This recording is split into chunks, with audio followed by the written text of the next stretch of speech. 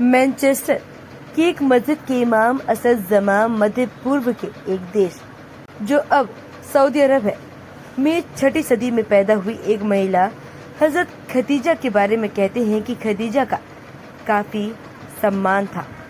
वह धनी भी थी और ताकतवर भी। सभी प्रतिष्ठित लोगों ने उनके सामने शादी के प्रस्ताव रखे, लेकिन उन्होंने इनमें से अधिकांश को ठुकरा दिया। आखिरकार उन्होंने 2 शादियां की थी।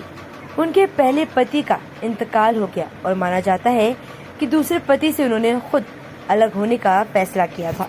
इसके बाद उन्होंने तय किया कि अब फिर कभी शादी नहीं करेंगी। लेकिन थोड़े वक्त के बाद उनकी जिंदगी में एक तीसरा शख्स आया जो उनका आखिरी पति साबित हुआ।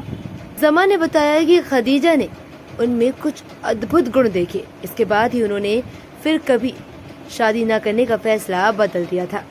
खदीजा ने उस जमाने के चलन के उलट खुद एक चुनाव कर शादी का प्रस्ताव रखा।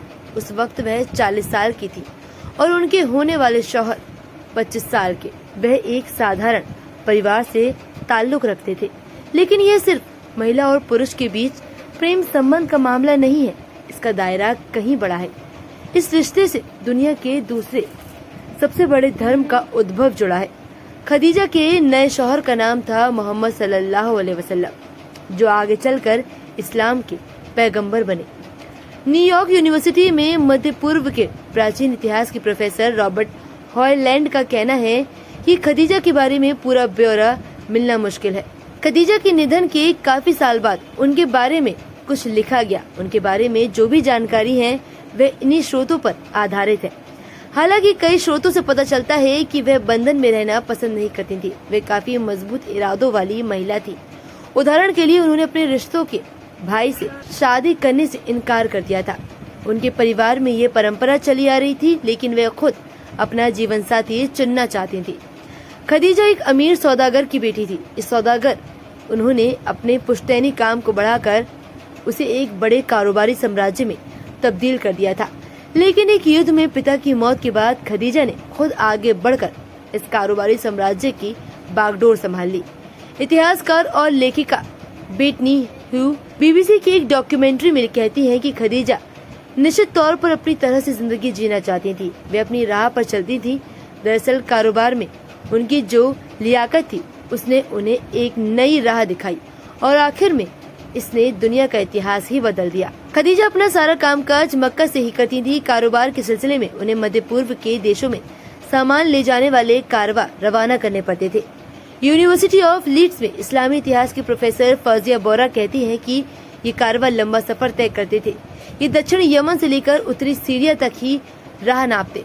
हालांकि खदीजा को काफी सारा धन अपने परिवार से विरासत में मिला था, लेकिन उन्होंने खुद भी काफी संपत्ति कमाई थी।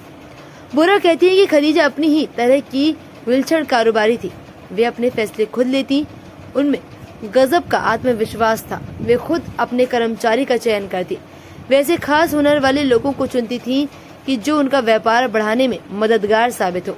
अपने कारोबार का कामकाज देखने के सिलसिले में उन्हें एक ऐसे शख्स के बारे में पता चला जो बेहद ईमानदार और मेहनती माना जाता था। खदीजा से उनकी मुलाकात हुई। इस मुलाकात से संतुष्ट खदीजा ने उन्हें अपना एक कारवां की अगुवाई करने के लिए चुन लिया। कारोबार के सिलसिले में खदीजा से उनका वास्ता बढ़ गया। मोहम्मद सल्लल्लाहु अलैहि वसल्लम नाम के उस शख्स ने खदीजा को इतना प्रभावित किया कि आखिरकार उन्होंने अपनी शादी करने का फैसला कर लिया। इस तरह के एक शौहर के निधन और दूसरे से अलगाव के बाद फिर कभी शादी न करने का फैसला करने वाली खदीजा ने अपना इरादा बदल दिया। फौजिया बोरा कहती हैं कि जिन मोहम्मद के नाम के शख्स ने उन्हें प्रभावित किया वह अनाथ थे। मोहम्मद को उनके चचा ने पाला।